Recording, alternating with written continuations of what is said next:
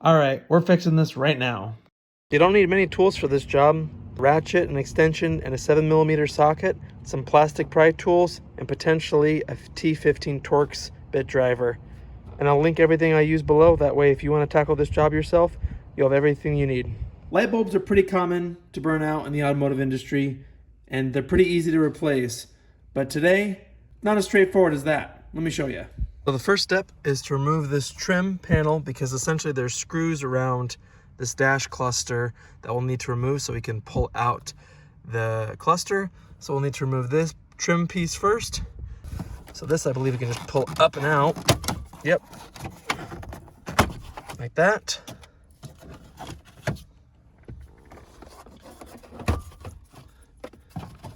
Pull this, and then pull our wheel down.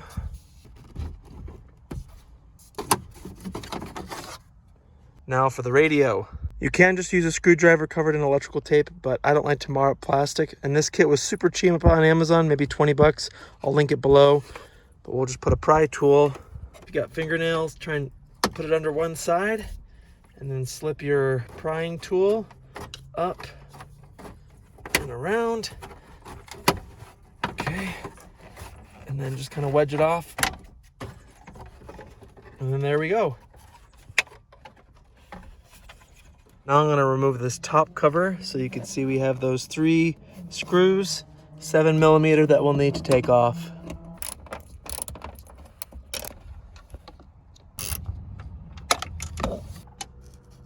Remove this switch. There's a tab here and a tab here that you want to use a pry tool to depress and then pull this whole assembly out. So if you flip it upside down, you'll see there's one tab here, one tab here. Depress that tab in to pull out these electrical connectors. I mean, they might be a little stuck, so what you can also do is push down the electrical connector, then push that tab in to remove it. 7mm. One more screw that we need to take off. Now these 2 screws over here on the right-hand side.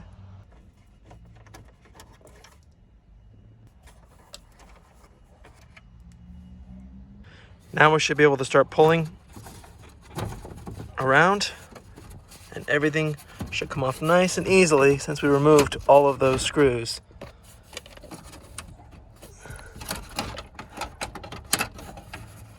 And there we go.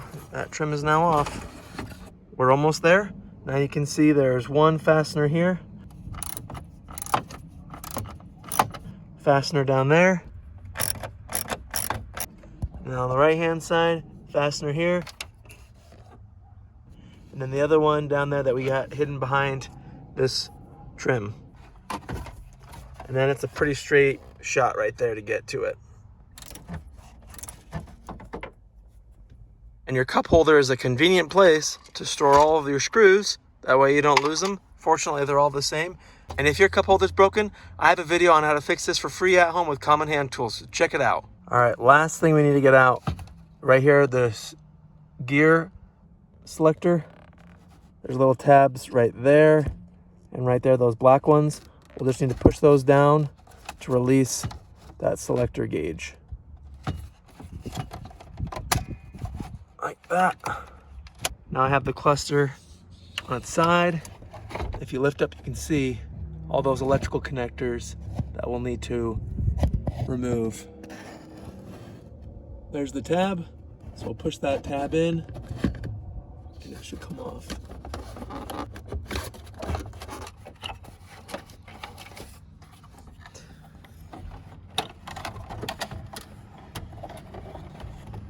Now we're going to need to access the lights, the light bulbs, which are on the back side. So instead of just putting this glass down on the surface and scratching it up, we're going to put a nice clean towel, kidding, to throw our cluster on. That way we can access all these pins. And you can get to the bulbs from here, or if you want, just to make it easier, and I'm going to do it for filming purposes, going to remove these little screws that are around the perimeter. So these screws are either T15 Torx, or if you have it, a 5.5mm socket. So either will work just fine.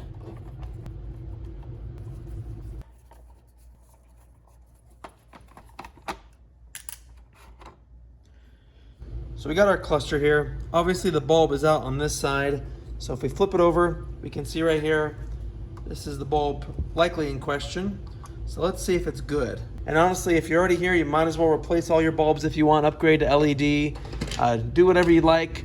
But I just want to see why this bulb is bad. And it looks okay. I mean, you can see right there, it looks like the filament is intact. But let's get our multimeter, set it to continuity. That way, if it beeps, we'll know that it's making an electrical connection and that there's no break in that filament.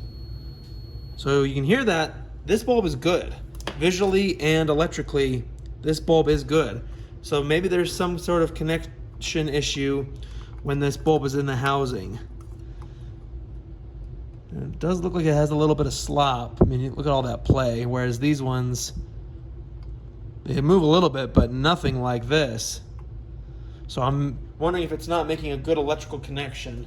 So let's see if we can separate this board, which I believe just comes off like, probably need to remove that no, maybe we don't. I'm gonna see if I even need to remove that connector. So we'll just kind of, we can just flip it. Yeah, just like that. No, whatever, we'll get rid of it. Alright. So you can see here, this is the bulb we were talking about. And it makes contact with this electrical surface, this conductive surface, to illuminate that bulb. So let's see if it's making a connection. Okay, so it is making connection. So I'm not seeing any issues right now. So I think what I'm just gonna do is manipulate those tabs a little bit more just to see if I can remove that play, because if there's any sort of gap between this area and the plate, then it's obviously not gonna illuminate the light. So I'm just gonna take my pliers here and try and just tighten it up a little bit on both sides. See if we can remove that play. All right, that's a little bit better. And I think it's smart, since we're here, let's clean the contact surface of that.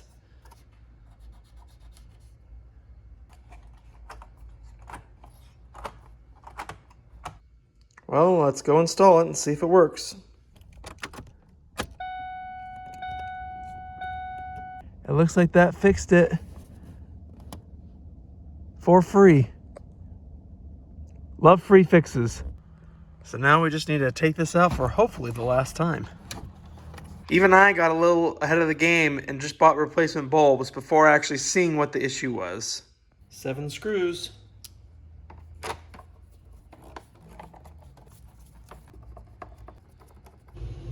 Well, I gave it a little bit of a cleaning. It's not perfect. It was already pretty scratched up, but at least it's a little bit less cloudy.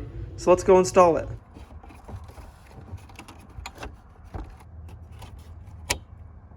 Make sure to hear that click. Now with both connectors in, we'll just kind of guide the cluster up and then make sure to put in the shifter indicator inside the housing, and then push it up and it'll lock into place. How to install the 4 screws that attach the gauge cluster to the car. And there's 5 tabs, 1, 2, 3, 4, and then 5 on the side. So we'll just line those all up. Give it a good hit.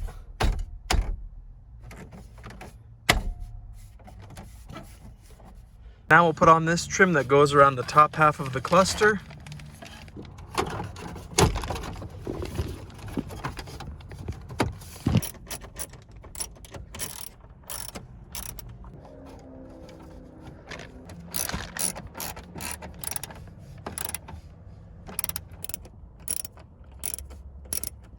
Now the bulb switch. And 2.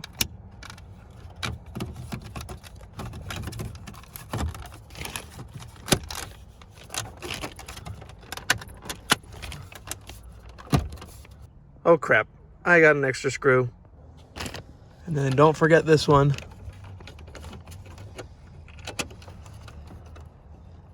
Now lastly, this piece of trim that goes under the steering wheel, 4 tabs.